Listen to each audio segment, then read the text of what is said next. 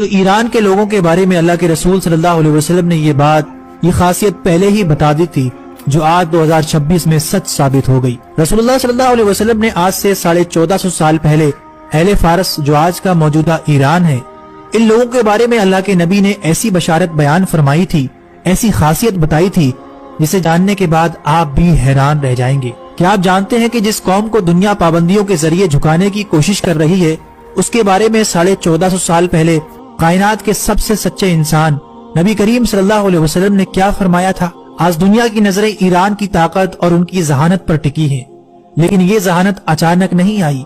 یہ وہ معجزاتی پیشن گوئی ہے جو صحابہ اکرام رضی اللہ تعالیٰ عنہ کے سامنے اس وقت کی گئی تھی جب فارس یعنی پرشیا ایک عظیم سلطنت تھی اور اسلام ابھی پھل پھول رہا تھا۔ صحیح بخاری کی وہ حدیث یاد کریں جب حضور صلی اللہ علیہ وسلم نے حضرت سلمان فارسی کے کاندھے پر ہاتھ رکھ کر فرمایا تھا، اگر علم یا ایمان ثریا ستارے آسمان کی بلندیوں پر بھی ہوگا تو فارس کے بیٹے وہاں پہنچ کر اسے بھی حاصل کر لیں گے۔ یہ صرف ایک جملہ نہیں تھا بلکہ ایک قوم کے ڈی این اے کی خبر تھی۔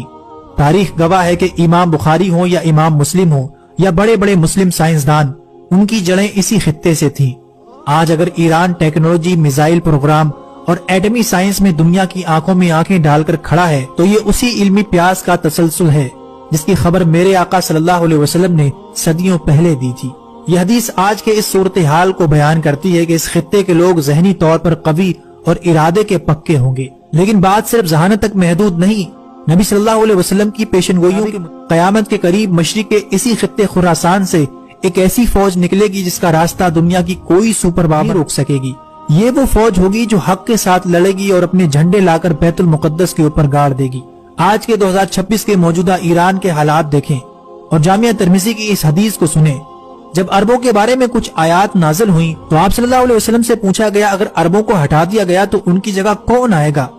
آپ صلی اللہ علیہ وسلم نے حضرت سلمان فارسی کے کاندھوں پر ہاتھ مار کر فرمایا یہ اور اس کی قوم، اور اس کے بعد آپ نے فرمایا کہ اگر علم ثریا ستارے پر بھی ہوتا تو اہل فارس میں سے کچھ لوگ وہاں پہنچ کر بھی اسے حاصل کر لیتے۔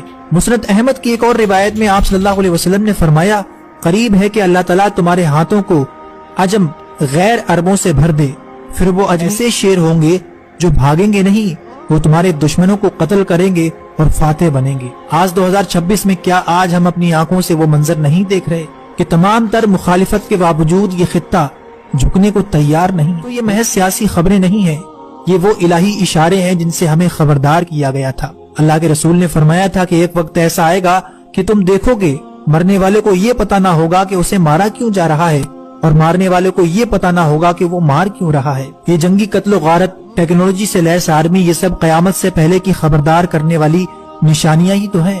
اللہ کے رسول نے اپنی امت کے ایک حصے کے بارے میں یہ بھی فرمایا تھا کہ میری امت کا ایک حصہ قیامت تک باطل سے لڑتا رہے گا اور ان کے مخالفین ان کا کچھ نہیں بگاڑ سکیں گے۔ کیا آج ہم اپنی آنکھوں سے وہ منظر نہیں دیکھ رہے؟ دوستو، تاریخ کے اوراق پلٹ رہے ہیں اور نشانیاں ایک ایک کر کے ہماری آنکھوں کے سامنے حقیقت کا روپ لے رہی ہیں۔ یہ محض اتفاق نہیں بلکہ اس عظیم تبدیلی کا آغاز ہے جس کی خبر 1450 سال پہلے دی گئی تھی۔ اگر آپ بھی چاہتے ہیں کہ لوگ ان نشانیوں سے بیدار ہوں تو اس ویڈیو کو زیادہ سے زیادہ لوگوں تک ضرور پہنچائیے گا۔